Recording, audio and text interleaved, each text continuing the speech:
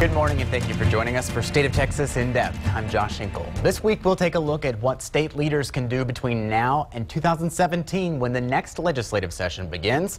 I'll speak with State Senator Kirk Watson in a little while about how the session and his plans to revamp I-35 will work. But first, today is Governor Greg Abbott's last chance to veto any legislation from the past session. Among his vetoes, Abbott struck down a bill that would increase the pay for part-time emergency services coordinator in Houston. Abbott argued that doubled the pay for one person and left every other commissioner out. Democratic Representative Ana Hernandez of Houston, who sponsored the bill, said the governor is playing politics with local emergency services. Abbott also vetoed a bill that would create a partnership with Texas A&M and TxDOT to study the replacement of missing or broken highway mile markers. The governor said the law was unnecessary because it repeats existing law. If the governor does nothing today, any bill or resolution passed by both chambers becomes law. But despite the laws passed, there are a lot of challenges that will need to be tackled, not least of which how to handle floods. This week we saw more flash floods from the coast through central Texas all the way up into Oklahoma. State leaders already say they're hoping to learn from this experience. KXAN political reporter Phil Prazen takes a closer look at what can be done in the future. The DPS State Operations Center is the logistical heart of the state's response to storms. Mayors and county judges are kings and queens of their domains. They run their emergency management systems at the local level. Nim Kidd says this is where they take in and react to information from local leaders. Our job is to support them and send additional resources if needed. But that reliance on local police, fire, and EMS is a big reason why the American Society of Civil Engineers gives Texas's flood infrastructure a D for the lack of an overall state plan. A framework, potentially funding, and consistency. Mike Kelly from the ASCE says Texas has some of the highest flood needs in the country. Central Texas is known as Flash Flood Alley, after all.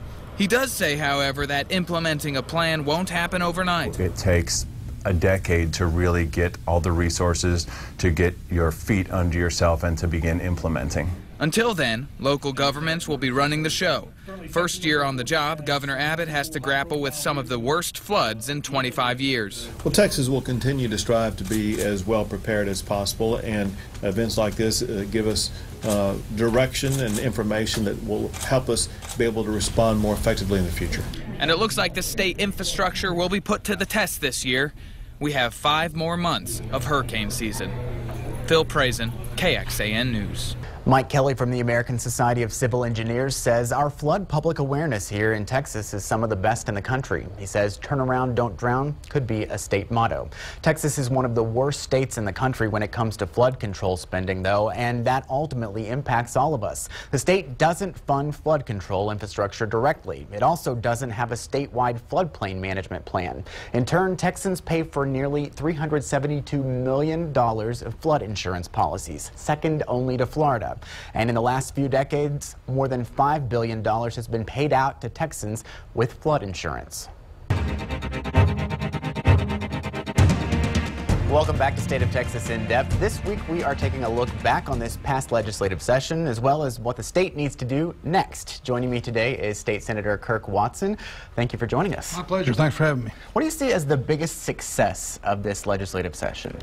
Well, I guess the biggest success, from my perspective, would be that we were able to pass a budget that has some things in it that make a difference, for example, here locally. We, for the first time in a long time, were able to put some money into higher education and allowing for some capital improvements. That's been something that session after session we have failed at. We also were able to come up with a way to put some additional money into transportation. The voters have told us that's something that they badly want, but the legislature hadn't done it. We're going to have the opportunity in November for the voters to vote on some additional money, and in the budget itself by ending diversions of gasoline tax money that's being used to pay, has been used to pay for other things. Now it's going to go into meeting certain transportation needs. Now, in some parts of that budget, you know, we did no harm, I guess, on public education, but I would have liked to have seen us address public education. You and I have talked about it, I think, even here in a previous segment back in the middle of the session, about how I think we need to be doing more in public education.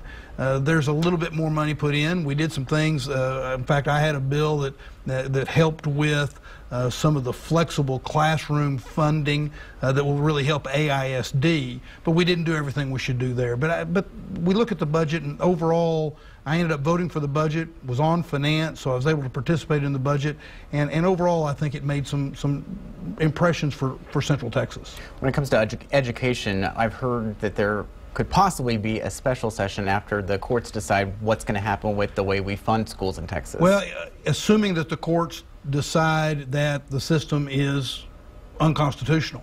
I saw, now I got this off Twitter, so you know it's got to be accurate, but I saw a tweet yesterday that the Chief Justice in San Antonio at the State Bar Convention, which is going on in San Antonio right now, indicated that the Supreme Court, we should expect a Supreme Court ruling sometime about this time next year. So we had been being told that it could be as early as November. If it happened in November, well, you're not going to see a special before the March primaries because nobody's going to want to do that. So the earliest would have been a special session about this time next year. But if the ruling doesn't come out until about this time next year, well, you could have a special about that point in time if the district court opinion is upheld. Voters have already had to consider transportation funding in a recent election. If they're going to be considering it again, how do you think that they're going to vote this time? Well, I think that the Act 1 was Prop 1 last November, and Prop 1 last November passed with over 70% of the vote. Frankly, it was the kind of thing that the legislature and leadership could have been doing anyway, putting more money into into transportation, but they wanted the political cover of voters telling them. Well, the voters have spoken loud and clear. Act 2 will be the proposition that will be on the ballot in November, and I can't imagine that they won't also support that. Now, originally, the way that was originally put up, I actually opposed it originally because I thought it was a bad budgeting practice. It was not putting new money into transportation, but it was taking a portion of sales tax and setting it aside for transportation. And I worried that that would tie the hands of future legislatures if, for example, we had a recession like we had in 2011. During the process of the session, though, that passed early enough that the process of the session worked out and some safeguards were able to be put in, and so I ended up being for it, and I encourage voters to vote for it. But the truth of the matter is, we're really at the end of the easy fixes for more money into transportation, and we still don't have enough. Another transportation-related item, you had a big announcement this week when it came to I-35 here in Austin. Yeah. Talk about that. Well, for 4 years now, ever since the 2011 session. During the 2011 session, I was vice chair of the Senate Committee on Transportation, and one of the good things that came out of that legislative session was what we call Rider 42. And Rider 42 is a rider in the budget that allowed for some money to go to studying and dealing with the most congested roadways in Texas. And not surprising, I-35, particularly the stretch right in the middle of downtown Austin, is a horror story.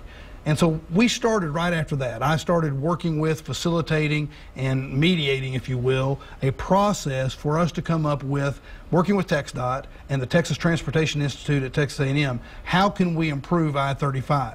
Not just in downtown, but in Travis County from Highway 45 north to Highway 45 south, and also through Williamson and Hayes counties.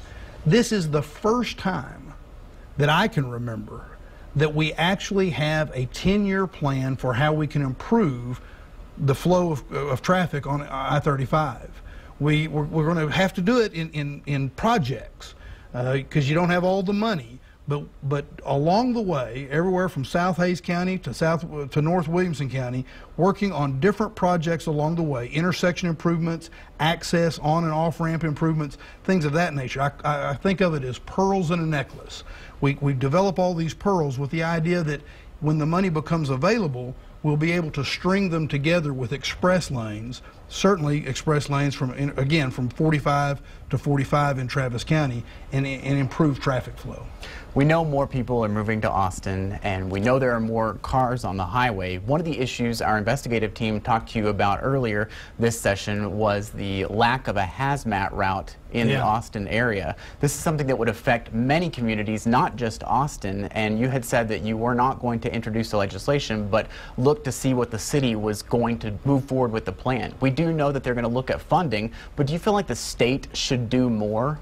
Well, there's no question the state needs to do more. The problem is when the state is acting as though it has limited resources, and we could go into the details on on budgeting, but when you look at what we have and the lack of money the state has put into improving Interstate 35 just by itself, or you look at the effort we made to move trucks off of I-35.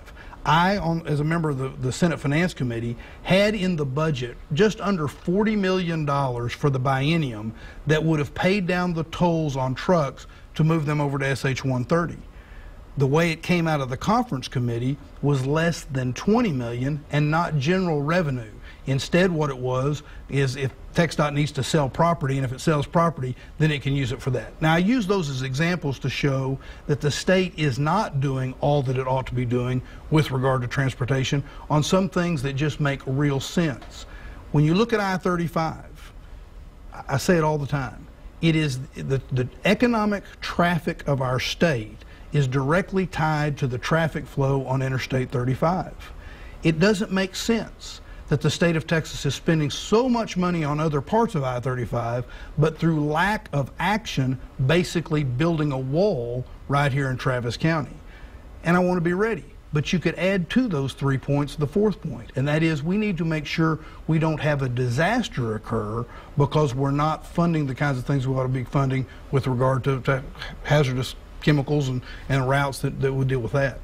How will you, as the senator of the district that has downtown Austin in it, make sure that that happens? Well, I think during this interim, like I've told you before, I think we ought to ask the city what role it's going to play, how best to do that.